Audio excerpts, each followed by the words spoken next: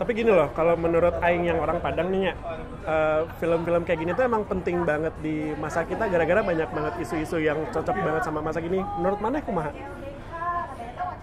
Menurut Ambo,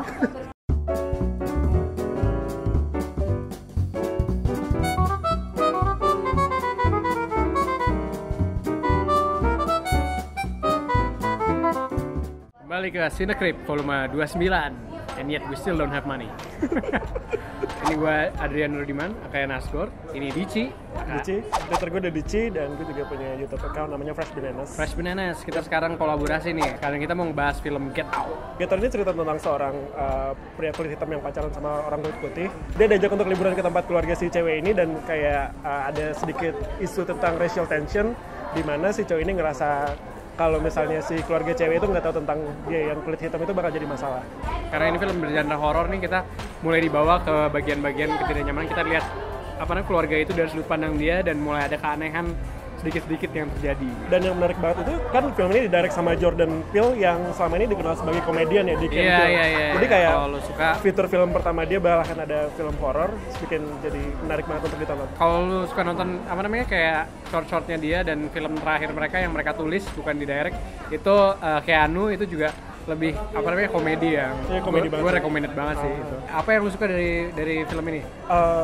Gue suka banget sama filmnya karena biasanya nonton Key and Peele yang short sketch gitu. Jadi kayak gue awalnya mikir ini tuh bakal cepet dan quick editing gitu kan, ternyata kayak pace-nya beneran pelan tapi kayak subtle gitu dan musiknya juga asik. Musiknya juga ngebangun dengan baik sih. Editnya tuh enak banget. Sama warnanya juga color correction-nya cukup baik dan gue suka mulai teknis. Mulai teknis. Menurut lu gimana? Kalau yang gue sih kayak ini sih gimana dia ngebawa isu apa namanya rasnya itu, tapi gue sedikit spoiler di sini gitu ya. Jadi di awal tuh kita udah dibawa masalah-masalah ras kulit hitam selama ini, misalnya kayak sama polisi tuh kayak kalau kulit hitam pasti dicek lah, dicek ID-nya, padahal kayak dia nggak nyetir sama sekali.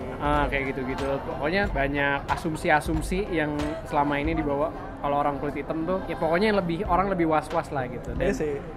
Bahkan kayak ini kan, kayak di awal dia ngomong ya gue tahu apa yang lo pikir, karena keluarganya ini bapak, anak, dan ini punya pembantu nih orang kulit hitam. Jadi kayak kita mulai diliatin nih kayak ini ngingetin ke zaman-zaman perbudakan itu ya, kata yang gue cari. Iya.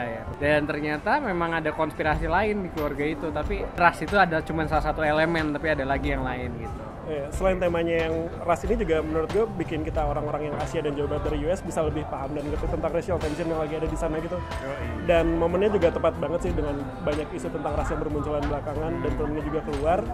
Jadi bikin horornya tuh lebih relatable sama orang-orang. Gue suka dialog-dialognya deh yang kayak Key and Peele banget ya, kayak cara ngomong komedi-komedi yang subtle gitu. Iya, jadi kayak misalnya kayak waktu dia dikasih tour ke rumah keluarganya itu, ini mulai spoiler ya, ada basement di situ ya, kita kunci soalnya ada black mold gitu. Kayak subtle reference gitu. Salah satu hal lain yang gue suka adalah kayak ini tuh film pertamanya Jordan Peele, dan kelihatan banget kalau misalnya dia tuh ngolah directing skill dia di sini, dan kayak dia nge-reference film Eyes Wide Shut.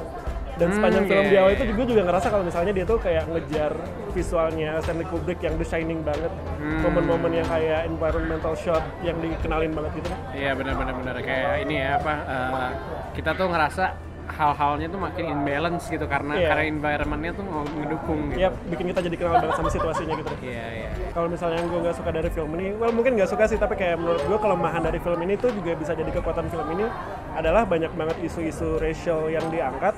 Dan kalau misalnya di sosial media dan di review-review orang juga banyak yang ngebahas kalau itu tuh cocok banget dengan film zaman sekarang. Dan menurut gue film yang terlalu ngegambarin masa ini tuh takutnya nanti kayak di beberapa belas tahun dari sekarang bisa jadi nggak relatable, gara-gara kalau misalnya jadi filmnya bukan all time best jadinya gitu ya. Iya. Kayak cuman karena relevan sekarang. Takutnya karena relevan doang. Memang iya sih, karena sekarang kan lagi entah kenapa lagi banyak bigot rising gitu ya. Bigot kayak rising. Yoi gitu, kayak anjir kenapa makin banyak orang rasis dia. Dan juga kebangkitan banyaknya social justice warrior di sosial media juga bikin film ini kayak makin naik popularitasnya gitu sih. Gue sih sebenarnya nikmati throughout the way, dan sebenarnya gue berekspektasi tinggi sama film ini, dan entah kenapa nyampe sih ekspektasi gue ke situ gitu ya, karena emang menurut gue film ini nggak menggunakan cheap scares yang cuman ada dikit-dikit gitu di awal-awal yang kayak kayak ngagetin, tapi kalau dibilang kayak kita dibawa ke ranah disturbing itu dapat disturbingnya, dan itu nggak selalu kita dapat di film-film horor. Dan itu tuh kayak cuma ngebantu untuk settle kita kalau ini tuh film horor beneran, bukan horor komedi gitu ya. Kayak real people go through this gitu. Iya, benar-benar.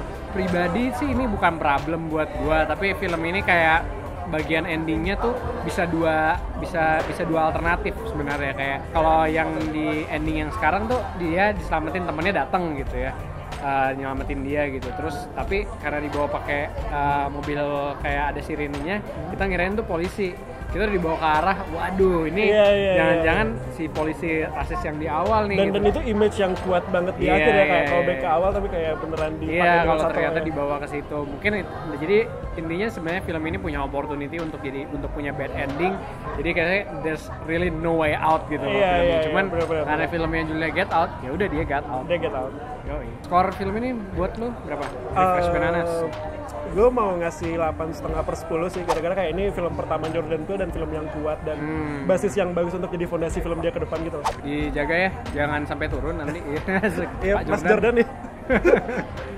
Kalau dari gue sih 8/10 deh ya.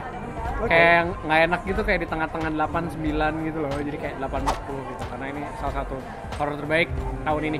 Oke, sampai ketemu di episode Cinecrip berikutnya. Tetap subscribe dan juga cek channel Fresh Bananas dari DC, dan sampai ketemu di episode selanjutnya.